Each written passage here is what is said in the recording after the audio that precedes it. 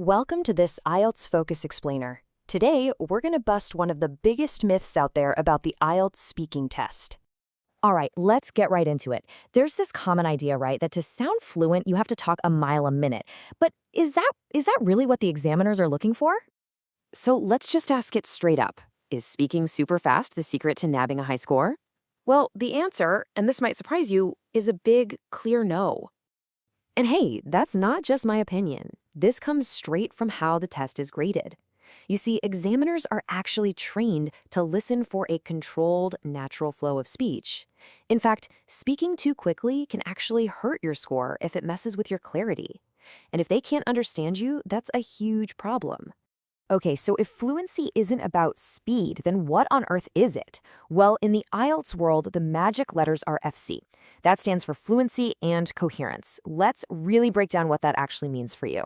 Now, check out this official definition. Fluency is all about keeping a good flow going with those weird, unnatural stops and starts. Notice it says nothing about speed. And coherence? Well, that's just about making sense. Are your ideas connected logically? Can the examiner actually follow your train of thought? They really are two sides of the same coin. And this table breaks it down perfectly.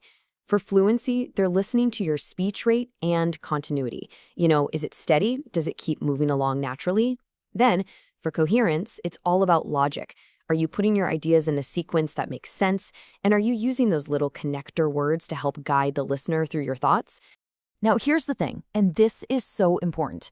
It's not about never pausing. I mean, come on, everyone pauses when they speak. Native speakers do it all the time. The real goal, the secret sauce that separates a good score from a great one, is understanding what kind of pause you're making. Which brings us to the main event, the two types of pauses.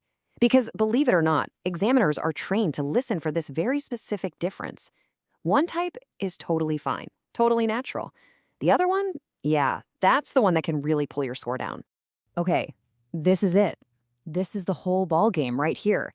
If you pause because you're thinking about your ideas, searching for what to say, that's completely okay. We call that content-related hesitation. But if you're pausing because you're struggling to find a simple word or figure out the grammar, that's language-related hesitation.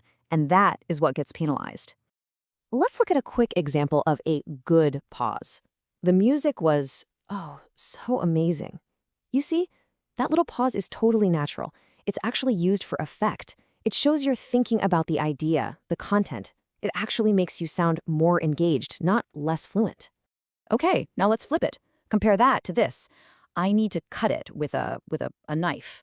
See the difference? Here the person is getting stuck on a really basic word. That kind of searching just breaks the flow completely and basically tells the examiner, hey, there's a gap in my vocabulary, and that's going to hit your fluency score for sure. And look, if you need the ultimate proof, here it is. This is straight from the official description of a Band 9 speaker. It says, right there, that any hesitation is content-related rather than to find words or grammar. I mean, it couldn't be any clearer. This one distinction, it's literally everything. So, the big question is, how do you take all this knowledge and actually turn it into a better score? Well, it all comes down to changing what you focus on when you practice.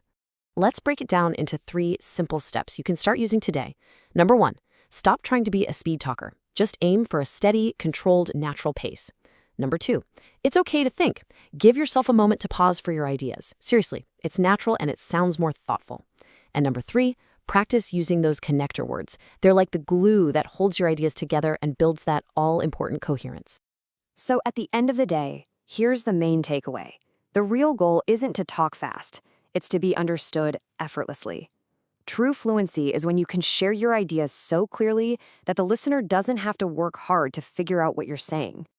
And that leaves us with a final question for you to think about. When you're practicing your speaking, what are you really practicing for? Are you just chasing speed, or are you working towards being effortlessly understood? Because how you answer that is going to make all the difference.